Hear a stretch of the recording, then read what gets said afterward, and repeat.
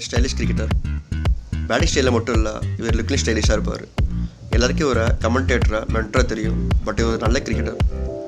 இவர் 2005 ஆஷஸ் சீரீஸ்லாம் டெபியூ ஆகிருக்காரு. டெபியூ மேட்சே ஒரு பேங்கர் தான். ஆப்போசிட் எல்லாம் legendary bowlers Glenn McGrath, Brett Lee, Shane Warne. எங்கள் டீம் 5 for 20 ஸ்ட்ரைக்கில் ஆகிட்டு இருக்கு. அப்போ தலைவன் எதையுமே மெயின் பண்ணாமல் எல்லா லெஜெண்டரி பவுலரையும் டேக் ஆன் பண்ணார். அந்த இன்னிங்ஸில் 57 அடித்தார் இன் 89 balls. பட் இது என்னென்னா 10 பவுண்டரிஸ் அடிச்சிருக்காரு. அங்கே ஸ்டார்ட் ஆன கரியர் அந்த சீரீஸ்லேயே வந்து ஹையஸ்ட் ரன் ஸ்கோர்.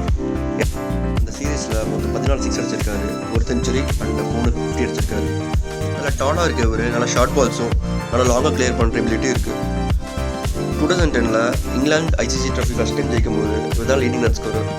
அந்த சீரீஸ் ஃபுல்லாகவே நல்ல ஸ்ட்ரைக் ரேட்டில் ஆடி இருப்பார். இதுதான் கெய்ல் பீட்டர்சன், த பீஸ்ட்.